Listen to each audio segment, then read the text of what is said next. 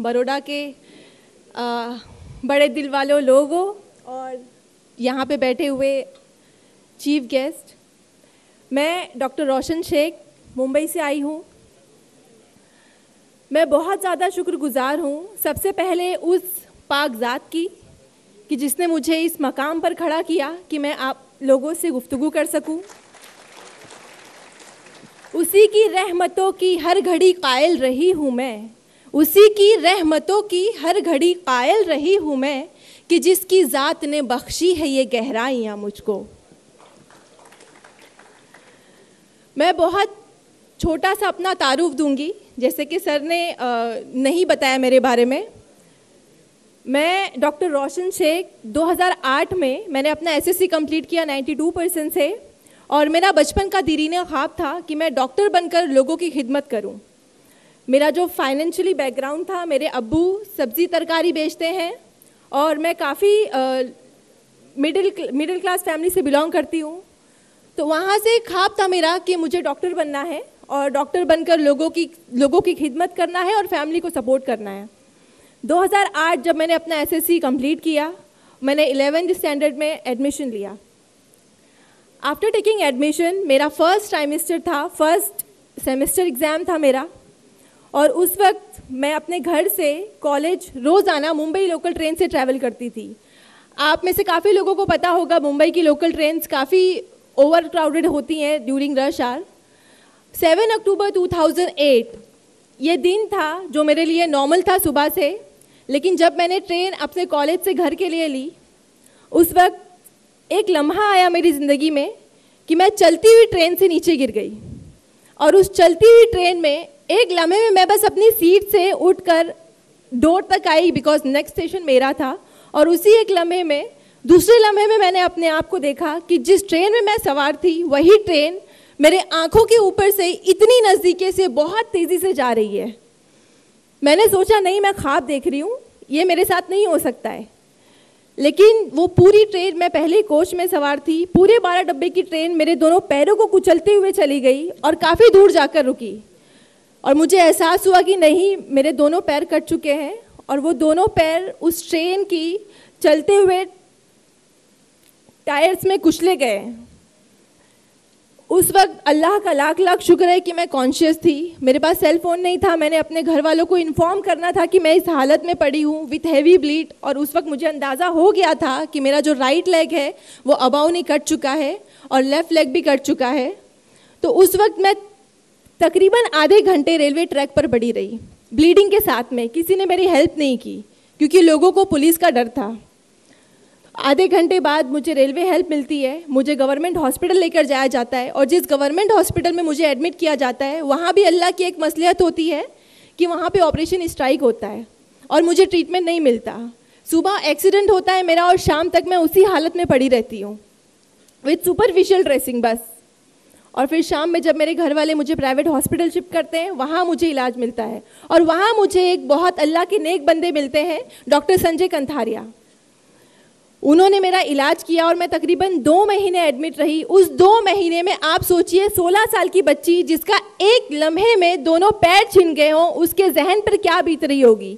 और जो लोग इयादत को आते थे वो हमदर्दी के लपेटे में कुछ ऐसे अल्फाज बोलते थे मुझे जो मेरे दिल को छलनी कर देते थे कि मुस्लिम समाज से ताल्लुक़ रखती है, 16 साल की बच्ची है, 2 पैर कट गए हैं, सारी ज़िंदगी माँ बाप के ऊपर बोझ बनकर रहेगी। ये जो अल्फाज थे मेरे जहन पे आज भी गूंजते हैं कि मैं सारी ज़िंदगी माँ बाप के ऊपर बोझ बन के रहूँगी, मेरा कुछ नहीं हो सकता, मुझे दूसरी ज़िंदगी क्यों अता की अल्लाह ने। वो जो 2 महीने थे मेरे दर्द की शिद्दत से पूरा हॉस्पिटल गूंजता था, लेकिन मैं बहुत शिकवा गुजार थी अल्लाह से कि अल्लाह ने मुझे वो दूसरी ज़िंदगी क्यों अता की। उस ट्रेन एक्सीडेंट में मैं कोमे में जा सकती थी, मैं अपनी ज़िंदगी हार सकती थी, लेकिन जो दूसरी ज़िंदगी अता की, मेरी जो यहाँ पे अम्मी बैठी हुई हैं, मेरी फैमिली ने मुझे काफ़ी सपोर्ट किया, डॉक्टर ने सपोर्ट किया, मेरे स्कूल और असातिज़ा ने। इन तमाम लोगों ने मुझे मोटिवेट किया। मेरी अम्मी के चंद अल्फाज हैं जो मैं आप सब लोगों को कहना चाहूँगी। उन्होंने बस एक बात कही, आप सोचिए, एक माँ है, उसकी 16 साल की बच्ची के 2 पैर छिन गए, लेकिन वो अल्लाह से शिकवा नहीं कर रही है, वो अपनी बच्ची के सामने रो नहीं रही है, वो टसवे नहीं बहा रही है, वो बस चंद अल्फाज अपनी बच्ची को बोल रही है कि बेटा अल्लाह की ज़ात पर यकीन रखो, अल्लाह ने ज़रूर तुम्हारे लिए कुछ अच्छा रखा होगा। जो हम इंसान हैं, अशरफुल मखलूकात भले ही हैं, लेकिन हम फ्यूचर नहीं देख सकते। अल्लाह ने फ्यूचर में ज़रूर कुछ बड़ा रखा है मेरी बच्ची, बस अल्लाह पर यकीन और भरोसा रखो और अपनी मेहनत जारी रखो। अल्लाह ने आपको डिसेबल किया है, लेकिन इतना नहीं किया कि आप मेंटली डिसेबल नहीं हुई हो। आपके पास दिमाग है, जहन है, आप उसको यूज़ करो, इंशाअल्लाह आप बहुत कामयाबी पाओगी। बस ये अल्फाज थे मेरी अम्मी के, जिन्हें मैंने दुपट्टे में बांधा और बस मेहनत पे लग गई। और मेरे जो डॉक्टर हैं उन्होंने मुझे नई उम्मीद दिलाई, बेटा तेरे 2 पैर गए, लेकिन इंशाल्लाह एक दिन तू इस तरह चलेगी कि लोग तुझे देख के ताजुब करेंगे कि तेरे 2 पैर नहीं गए हैं, तू एकदम नॉर्मल है। और अल्हम्दुलिल्लाह से मैंने वो सफ़र शुरू किया अपनी कोशिश का, अल्लाह की ज़ात पर यकीन का, और अल्हम्दुलिल्लाह मैंने 11th क्लास क्लियर किया व्हीलचेयर पे, 1275 से क्लियर किया, और CET एग्ज़ाम अपना क्लियर किया, 3rd rank all over Maharashtra in PH category.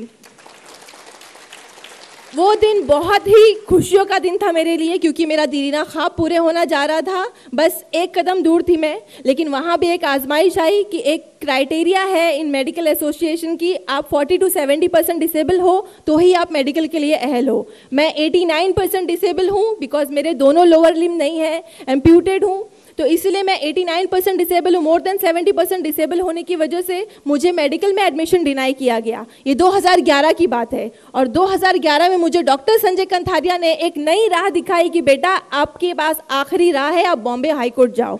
उस वक्त बहुत ताज्जुब हुआ मुझे कि एक नॉर्मल इंसान को मेडिकल में एडमिशन या किसी चीज़ में एडमिशन के लिए एक अच्छा रैंक लाना होता है। मैंने वो लाया, लेकिन बॉम्बे हाई कोर्ट जाकर एडमिशन के लिए डिमांड करना ये नई चीज़ थी मेरे लिए। लेकिन मैंने अल्लाह पे भरोसा रखा कि अगर मेरी किस्मत में डॉक्टर बनना रहा तो ज़रूर, क्या पता इसी तरीके से मिले। और मैं बॉम्बे हाई कोर्ट गई 2011 में, मैंने अपना केस दायर किया, और अल्हम्दुलिल्लाह अल्लाह का लाख लाख शुक्र है कि मैं वहाँ पे गिव अप करके नहीं बैठी, बिकॉज बहुत सारे स्टूडेंट मुझसे जो पहले थे वो गिव अप कर गए थे, उन्होंने दूसरी लाइन चूज़ कर ली। लेकिन मैं बॉम्बे हाई कोर्ट गई और अल्लाह ने उस शख्स के दिल में रहम डाला, चीफ जस्टिस मोहित शाह सर ने मेरे फेवर में अपना जजमेंट दिया। और 2011 में इन 2011 आई गॉट एडमिशन। जो मेरी अम्मी कहा करती कि तुम्हें बहुत अच्छा रखा है तुम्हारे लिए, वो सच हुआ। मुझे टॉप मोस्ट कॉलेज से GS medical college in KM hospital में एडमिशन मिला 2011 में। और जो 5.5 साल का सफ़र था मेरे MBBS का, मैंने बहुत कठिनाइयों से सहा, मैंने बहुत दर्द सहे, लेकिन बस एक पॉजिटिव चीज़ थी मेरे लिए, मेरे दिमाग में, कि जो भी जहनी तौर पर मरीज़ है इस समाज में, इस कल्चर में, इस सोसाइटी में, जो मुझे नाअहल समझते थे कि मैं MBBS नहीं कर सकती हूँ, मैं बोझ बनी रहूँगी, 89% डिसेबल हूँ, 2 पैर नहीं है, कुछ नहीं कर सकती, मुझे उनको जवाब देना है। और मुझे सारे लोगों को प्रूव करके दिखाना है कि 89% डिसेबल होने के बाद भी मैं MBBS कर सकती हूँ। और अल्हम्दुलिल्लाह अल्लाह का लाख लाख शुक्र है कि मैं बहुत प्राउडली कह रही हूँ कि 2016 में मैंने अपना MBBS क्लियर किया सेठ GS मेडिकल कॉलेज से with flying colour, 1st class से मैंने अपना MBBS क्लियर किया।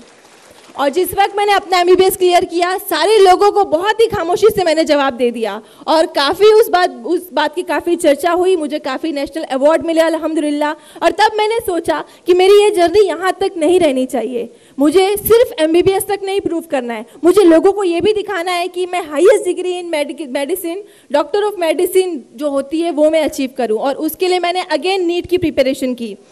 मैंने नीट में again 3rd rank in all over Maharashtra in PH quota clear किया, और उसके बाद MBBS क्लियर किया मैंने, 3rd रैंक नीट में लिया, नीट PG। लेकिन उसके बाद भी मुझे एडमिशन में डिनाई मिला, सेम क्राइटेरिया कि हम अगेंस्ट लॉ नहीं जा सकते, 40-70 क्राइटेरिया है, आप 89% डिसेबल हो, आपने 1st क्लास से MBBS क्लियर किया है, तो भी हम आपको एडमिशन नहीं दे सकते, PG में आपको एडमिशन नहीं मिल सकता। और बस 2 दिन रह गए थे ऑनलाइन फॉर्म फिलिंग में। उस वक्त मेरा दिमाग काम नहीं कर रहा था, मैं किसके लिए पास जाऊं मदद के लिए, बिकॉज हाई कोर्ट में कम से कम 1 महीना लगता जजमेंट आने। तो उस वक्त अल्लाह ने, वो एक बात कहते हैं कि अगर अल्लाह ने वो ले लिया जिसे खोने का तुम तसव्वुर भी नहीं कर सकते, तो यकीनन वो कुछ ऐसा भी देगा जिसे पाने का तुमने सोचा भी नहीं होगा। तो बस एक गैबी मदद आई मेरे पास जो मैंने कभी सोचा भी नहीं था। मेंबर ऑफ पार्लियामेंट किरीत सुमैया मेरी हेल्प के लिए आए, बेटा मैं 2 दिन में तेरे लिए फैसला करके लाऊंगा। वो फौरन दिल्ली, मुंबई से उन्होंने फ्लाइट ली, Delhi central health minister JP Nadda sir के पास आए, उन्होंने मोदी सर से भी बात की, मेरे अपील को लेकर बात की, और आप यकीन नहीं मानेंगे कि ये इंडियन लॉ का हिस्टोरिक डिसीजन हुआ उस दिन। 20 साल पुराना कानून जस्ट 2 दिन में चेंज हुआ मेरी अपील की बिना पर। और अभी जो है वो जो 40-70 वाला क्राइटेरिया था, अब वो जो अपर लिमिट है 70%, वो अल्हम्दुलिल्लाह से हटा दी गई है। तो अब मेरे जैसे जो भी कैंडिडेट होंगे मोर देन 70% डिसेबल, उन्हें कोई भी हाई कोर्ट के चक्कर नहीं लगाने पड़ेंगे, किसी के आगे गिड़गिड़ाना नहीं पड़ेगा एडमिशन के लिए, वो आराम से मेडिकल में एडमिशन ले सकते हैं। और फिर उसके बाद यहाँ से जब क्लियरेंस हुई तो मुझे अल्हम्दुलिल्लाह अल्लाह ने वापस एक कामयाबी से नवाजा। मुझे अगेन मेरे ही अल्मा मेटर सेठ GS medical college KEM hospital में PG की सीट मिली, और अल्हम्दुलिल्लाह से मैं अब 2nd ईयर रेसिडेंट हुई इन MD पैथोलॉजी। ये सारी चीज़ें बताने का, ये जो ज़िंदगी के फैक्ट्स थे मेरे आप सब लोगों के सामने रखने का एक ही मकसद था मेरा। यहाँ पे इतने सारे लोगों ने इतनी बड़ी बड़ी बातें की, मैं एक आखिरी स्पीच डिलीवर हूँ यहाँ पर, लेकिन मैं बस अपनी ज़िंदगी के फैक्ट्स आपसे शेयर कर रही हूँ। मैं कोई सियासी बात नहीं कर रही हूँ, मैं कोई इल्मी बात नहीं रख रही हूँ आपके सामने, बिकॉज मेरी हैसियत बहुत छोटी है ये सब कहने की। लेकिन बस मैं ये चाहती हूँ कि मेरे ज़िंदगी के फैक्ट से अगर यहाँ पे बैठे ऑडियंस में अगर एक बंदा भी अल्लाह की ज़ात से कनेक्ट हो जाए और अगर वो अपनी परेशानियों से लड़ना सीख ले, तो मेरा यहाँ पे आना सफल हो जाएगा।